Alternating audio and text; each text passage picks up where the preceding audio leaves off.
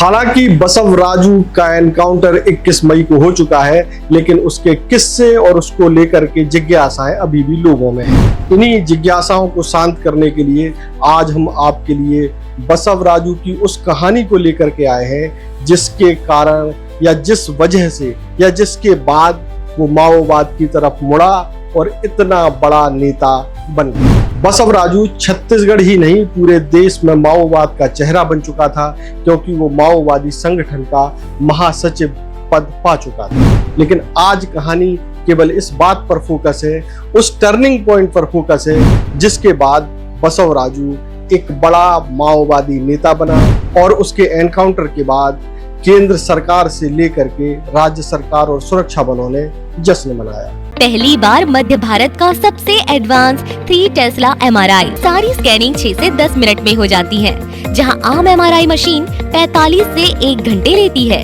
GT diagnostic, near Nehru Nagar square, Priyadarshini परिसर, भिलाई।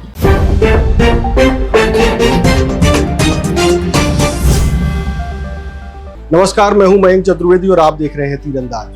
आपके दिमाग में कई ऐसे सवाल होंगे और सबसे बड़ा सवाल ये हो सकता है कि एक इंजीनियरिंग का स्टूडेंट आखिर माओवाद की तरफ, हिंसक माओवाद की तरफ कैसे और क्यों मुड़ गया।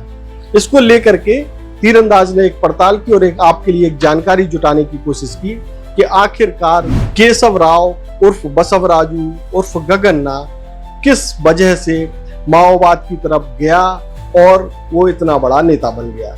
बसवराजू का जन्म आंध्र प्रदेश में 1955 में हुआ था।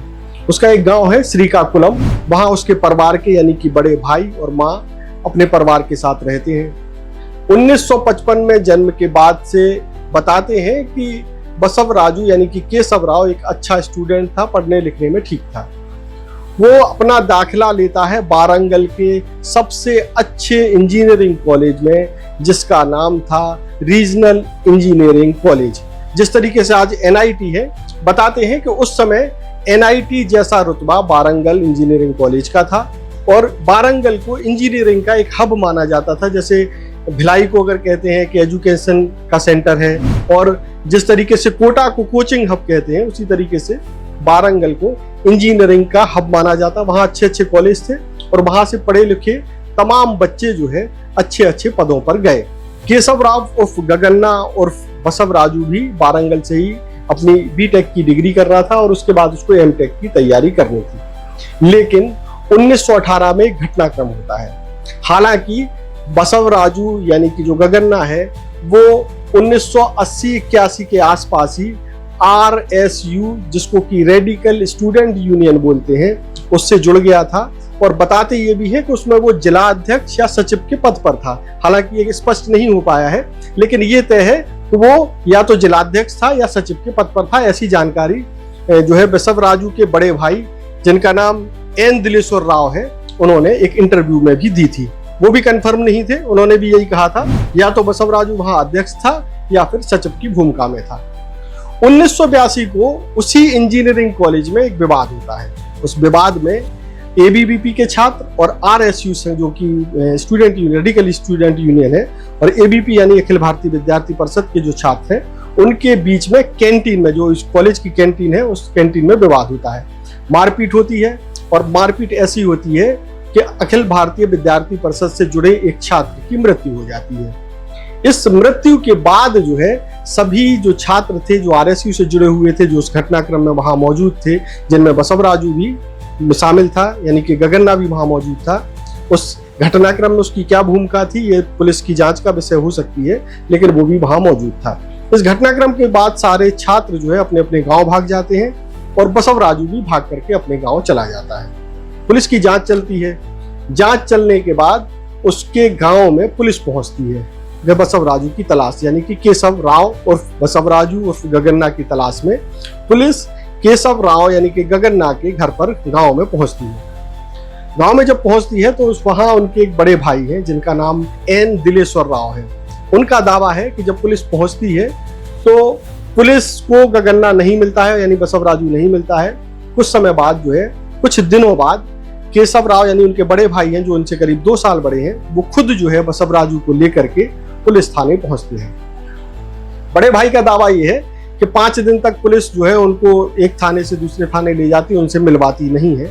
आखिरकार जो है उसके भाई को विशाखापत्तनम का जो सेंट्रल जेल है वहां अंदर कर दिया जाता है। इसके बाद जो है परिवार के लोग कोर्ट की शरण लेते हैं और कोर्ट से उसको छुड़वाने की गुहार लगाते हैं।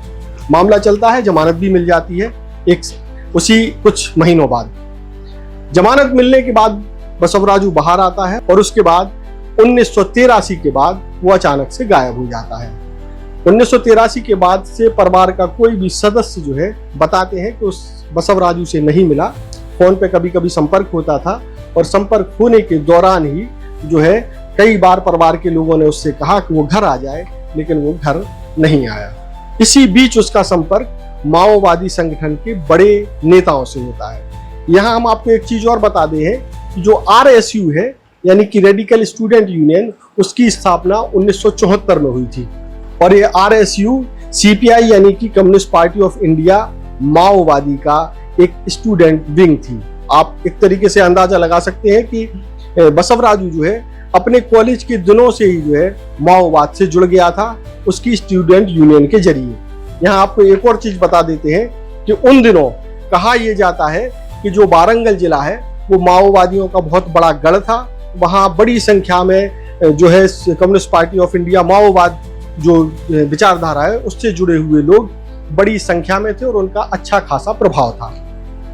अब चूंकि वो स्टूडेंट यूनियन माओवादी संगठन की स्टूडेंट यूनियन का नेता था, तो उसका कम्युनिस्ट पार्टी ऑफ इंडिया माओवाद के बड़े नेताओं से संपर्क करना ज्यादा आसान था बनस्बत किसी और व्यक्ति के। 1983 के बाद बसवराजू लोगों से नहीं मिला, उसका पता नहीं चला, यानी कि वो बाद में पता चला कि माओवादी संगठन में पूरी तरीके से अपने पैर जमा चुका है, पद पा चुका है और वो माओवादी विचारधारा के लिए पूरी तरीके से समर्पित हो चुका है। तो एक ऐसा विवाद जो कॉलेज की कैंटीन से शुरू होता है, उसने माओवादी विचारधारा में कदम रख चुके बसवराजू को पूरी तरीके से माओवाद में ढाल दिया, माओवादी विचारधारा में ढाल दिया। अगर संभवतः ये जो है हादसा या ये घटनाक्रम ना होता तो शायद संभव है कि बसवराजू की मुख्य धारा में वापसी पहले ही आसान हो जाती, लेकिन चूंकि समय हाथ से निकल गया और वो माओवादी संगठन में एक बार जाने के बाद पूरी तरीके से फंस गया और आज स्थिति यह है कि उसके परिवार के लोग करीब 43 साल से उससे नहीं मिले हैं, उसको देखा नहीं है। हालांकि बसवराजू के पिताजी अब इस दुनिया में नहीं है, जब वो 70 साल के थे तब उनका निधन हो गया था, हाँ, लेकिन उनकी माँ जरूर मौजूद है। तो आप देखिए कि एक छोटे से घटनाक्रम के बाद, एक गलत राह पकड़ लेने के बाद किस तरीके से परिवार के लोग भी एक बेटे के खोने का गम मना रहे हैं। तो इसलिए बहुत जरूरी है कि हम सही रास्ते को सही समय पर चुन लें। अब इस पूरे घटनाक्रम में एक चीज और बड़ी मायने रखती है, विचारधारा। एक विचारधारा एक ऐसा शब्द है जो लोगों को एक अच्छे ट्रैक पर और खराब ट्रैक पर ले जा सकता है। पूरा खेल विचारधारा का है।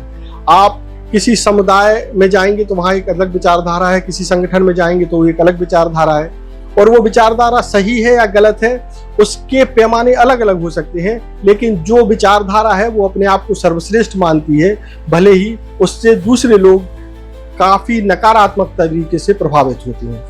तो हमको ये ध्यान रखना पड़ेगा कि कौन सी विचारधारा एक सकारात्मक रास्ते पर ले जा रही है और कौन सी विचारधारा एक विध्वंसक रास्ते पर ले जा रही है। बसवराजू के बारे में एक और अच्छी बात यह है, अब खैर बसवराजू ने गलत रास्ता पकड़ा, लेकिन उसकी एक अच्छी बात यह भी थी कि वो एक अच्छा वॉलीबॉल का और कुश्ती का खिलाड़ी भी था। आपको ये जानकर के हैरानी होगी कि उसका इंजीनियरिंग कॉलेज में दाखिला स्पोर्ट्स कोटे के कारण ही हुआ था, क्योंकि वो कबड्डी में राज्य स्तर का खिलाड़ी था। तो ये थी बसवराजू की कहानी कि कॉलेज की कैंटीन में शुरू हुआ एक विवाद जो है एक अच्छे खासे होनहार स्टूडेंट को एक बड़ा नक्सली नेता बना देता है और उसको जो है पुलिस को एनकाउंटर में ढेर करना पड़ता है। फिर उसकी बॉडी को भी परिवार वाले हासिल नहीं कर पाते हैं।